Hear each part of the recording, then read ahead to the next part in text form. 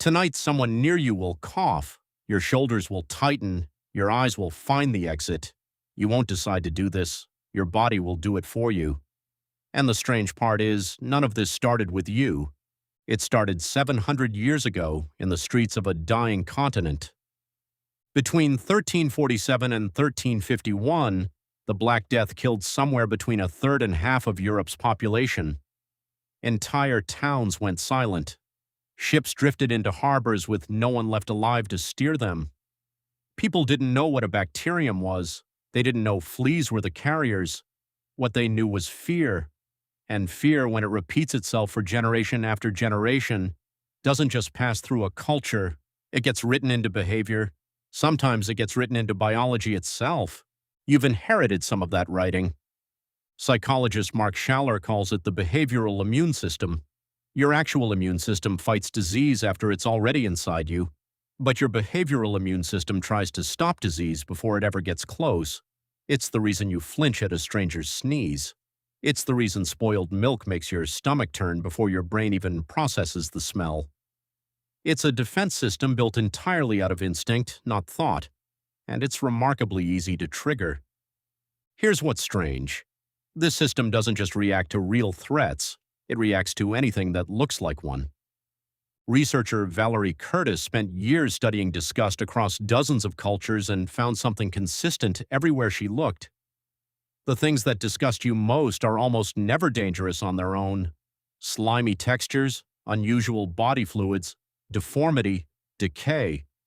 None of these will necessarily infect you, but your ancestors who reacted to them with revulsion, who avoided them instinctively, survived more plagues than the ones who didn't flinch.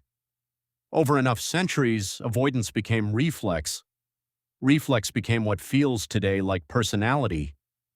Think about that for a second. What feels like just who you are might actually be a plague surviving inside your instincts. Now here's the part that should genuinely unsettle you. This system doesn't just protect you from germs, it also shapes how you treat other people.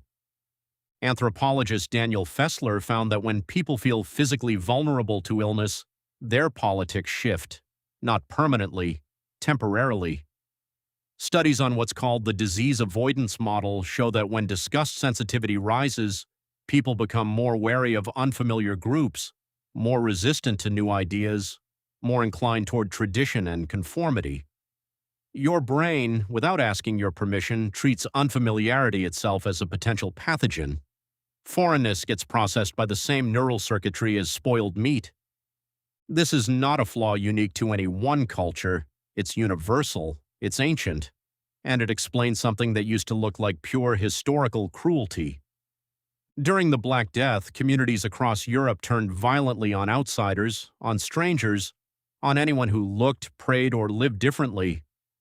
Historians once explained this purely through ignorance or scapegoating. But there's a biological layer underneath the cultural one. A population under existential disease threat doesn't just fear germs, it starts treating difference itself as contagion. The behavioral immune system, cranked to maximum, stops distinguishing between a rat carrying fleas and a neighbor speaking an unfamiliar language. Do you see where this is going? You've felt a milder version of this yourself.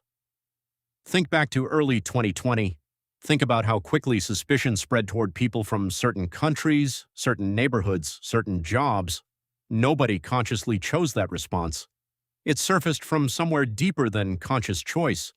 It surfaced from the same place that made a 14th century villager board up a house because someone inside had a fever. Your instincts didn't invent this behavior recently, they inherited it. Here's where the story gets even more specific. Researchers studying facial expressions have found that the disgust face, the wrinkled nose, the narrowed eyes, the slight retraction of the upper lip, appears almost identically across every culture ever studied, including societies with no historical contact with each other. It isn't learned, it's ancient. Some evolutionary psychologists argue this expression predates language itself. Before your ancestors could say, "That's dangerous," their face was already saying it for them. That's how deep this goes.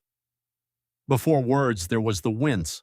And it wasn't only disgust that plagued centuries left behind. It was hypervigilance. Sociologists studying the aftermath of the Black Death found lasting shifts in art, religion, and daily behavior.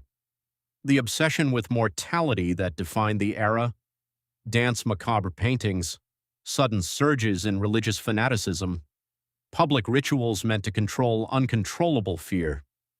A civilization that had watched half its population disappear didn't just grieve. It rewired its collective nervous system around a permanent background hum of threat detection. You don't consciously remember any of this, but your nervous system carries traces of it anyway, passed down not through memory but through the slow sculpting force of natural selection acting on fear itself. Ask yourself something. Why do horror movies about contagion feel more primal than horror movies about monsters? Why does the idea of an invisible spreading threat unsettle you faster than almost anything else? It's not culture teaching you this. Culture is just tapping into something that was already there, waiting.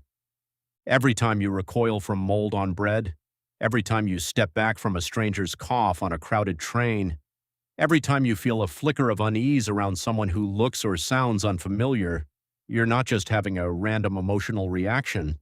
You're running software that was field-tested during the worst biological catastrophe in recorded human history. The plague ended centuries ago. The rats are gone, the fleas are gone. The bacterium itself has been tamed by modern medicine.